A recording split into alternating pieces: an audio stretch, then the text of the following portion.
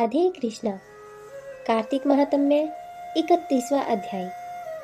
भगवान श्री कृष्णचंद्र जी महाराज ने कहा, पहले उज्जैन में एक महापापी और दुरात्मा धनेश्वर नामक ब्राह्मण रहता था। वह रस, चमड़ा और कंबल आदि का व्यापार करता था। वैश्यगामी था और मद्यपान आदि बुरे कर्म किया करता था।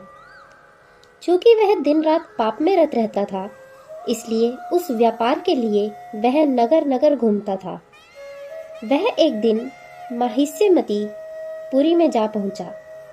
माहिष्यमती पुरी चूंकि राजा महिष ने बसाई थी, इसलिए वह राजा के नाम पर ही विख्यात थी।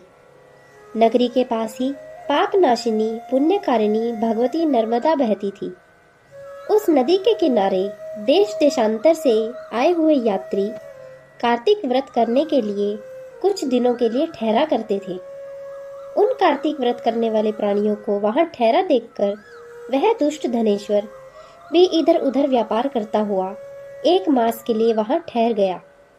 अपने माल को बेचता हुआ वह नर्मदा नदी के तट पर घूमता हुआ ब्राह्मणों को देव पूजा में अक्सर लगा हुआ वह देखता कि कोई तो पुराण पढ़ रहा है और कोई सुन रहा है, कोई भगवत कीर्तन कर रहा है, कोई भजन सुन रहा है, कोई ध्यान में लीन है और कोई तुलसी की माला धारण किए हुए है।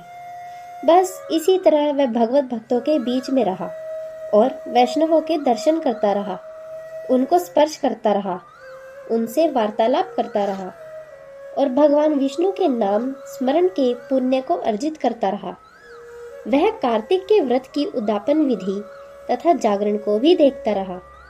उसने पूर्णिमा को देखा कि व्रती ब्राह्मणों तथा गुरुओं को भोजन करवा रहे हैं और उनको दक्षिणा आदि भी दे रहे हैं। उसने नित्यपति भगवान शंकर की प्रसन्नता के लिए होती दीपमाला भी देखी। त्रिपुर नामक राक्षस के 3 पुरों को भगवान शंकर ने इसी तिथि को जलाया था।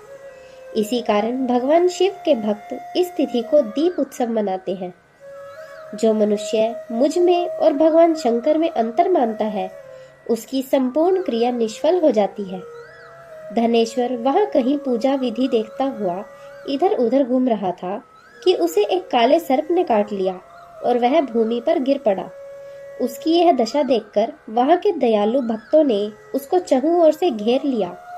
उसके मुंह पर तुलसी दल मिश्रित जल के छींटे देने लगे और जब उसके प्राण निकले तो यम के दूत उसे बांधकर कोड़ों से मारते हुए यमपुरी को ले गए।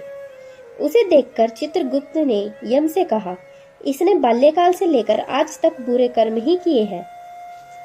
उसके जीवन में पुण्य तो लेश मात्र भी दिखाई नहीं देता। यदि मैं पूरा 1 वर्ष आपको सुनाता रहूं तो भी इसके पापों की सूची समाप्त नहीं होगी। यह महापापी है, अतः इसको एक कल्प तक घोर नरक में डालना चाहिए।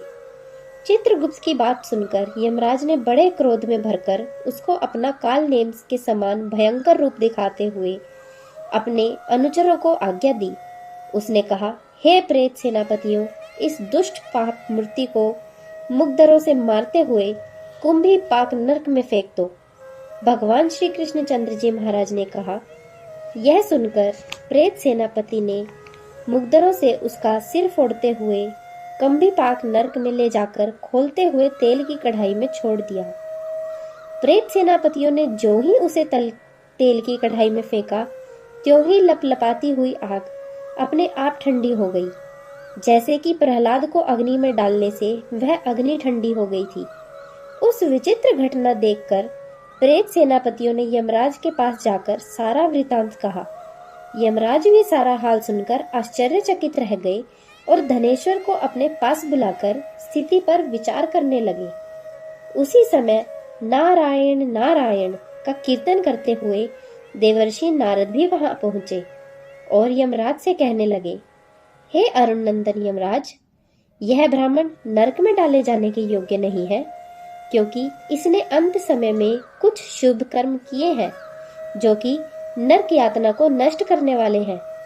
जो लोग भगवत भक्तों का दर्शन करते हैं, उनसे वार्तालाप करते हैं और उनका स्पर्श करते हैं, चाहे उन्होंने कोई पुण्य कर्म ना किया हो, सहज स्वर्ग के अधिकारी हो जाते हैं। अतः धनेश्वर भी पुण्यात्माओं के संग व स्पर्श से स्वर्ग का अधिकारी हो गया है। अतएव यह पुण्यात्मा है, इसे यक्ष योनि दो और केवल इसे पाप भोगने करने वाले नरक दिखा दो।